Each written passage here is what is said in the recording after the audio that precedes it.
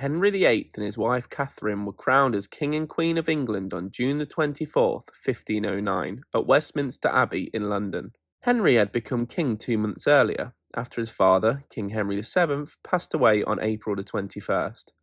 He married Catherine on June the 11th.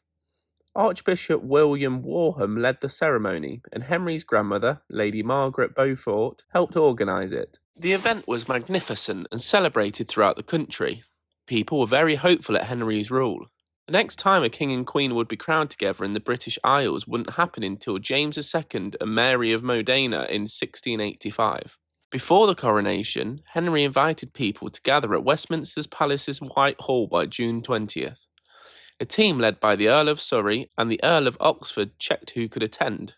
On June the 22nd, Henry chose 26 notable people to dine with him at the Tower of London before becoming Knights of the Bath. These included William Blount, his jousting buddy Thomas Knyvett, his old friend Sir Henry Clifford, and Sir Thomas Boleyn, whose daughter Anne would later become Henry's second wife. Henry followed the tradition of keeping a vigil before the coronation. He stayed at the Tower of London the night before, having travelled there by royal barge from Greenwich. For his stay, he ordered a refurbishment of his royal apartments.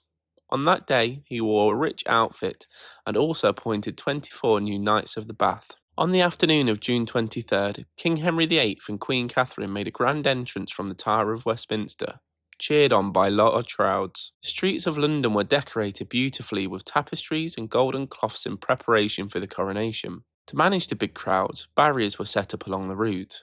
Leading the procession were the newly knighted Knights of the Bath, dressed in blue gowns. Edward Stafford, the Duke of Buckingham, who was temporarily Constable of England for the day, rode in front carrying a silver baton. He wore an expensive gown decorated with needlework and precious gems. Interestingly, his appointment of Constable was only for that one day, likely because King Henry was cautious of Buckingham's political ambitions. The crowds erupted in cheers when King Henry appeared, riding a horse dressed in gold damask and ermine, with a golden canopy held over him by the barons of the Cinque Ports.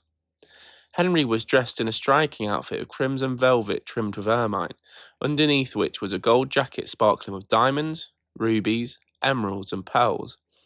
He also wore a large collar of deep pink rubies. Edward Hall, a chronicler, commented on Henry's impressive presence and charming appearance, noting his royal qualities which were widely recognised and admired. Following the king, there were lords, knights, and squires, and the master of the king's horse, who also wore a golden collar, though less elaborate than the king's. Queen Catherine's procession came next. She rode in a litter supported by 2 white horses and covered with white cloth of gold. She was dressed in embroidered white satin, her hair wore down, and adorned with a coronet sparkling with many precious stones. Behind her were chariots carrying her ladies-in-waiting and the wives of the noblemen, all dressed in colourful silks. The night before their coronation, Henry and Catherine stayed in the painted chamber at the Palace of Westminster, under a mural of Edward the Confessor's coronation from 1042. They arrived earlier that day, enjoyed a big dinner, and then prayed at St. Stephen's Chapel. The next morning, they left the palace around 8 and walked with 38 bishops and abbots to Westminster Abbey.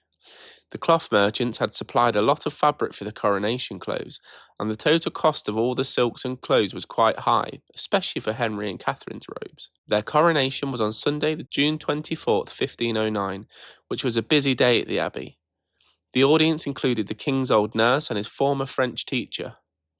Henry's grandmother watched as Archbishop William Warham led the ceremony, and the crowds cheered loudly for the king. Henry made a solemn promise during his oath to protect and uphold the church's rights. After the oath, Henry was anointed with holy oil in several places and then crowned with St. Edward's crown. He also received the gold orb and sceptre.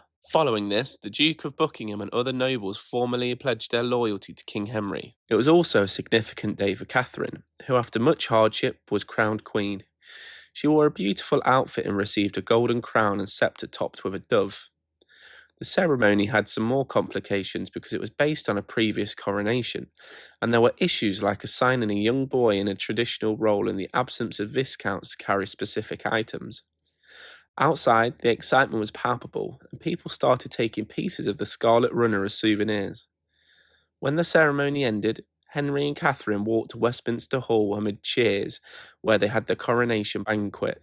The celebrations continued for several days. Catherine described this time to her father as a continuous festival.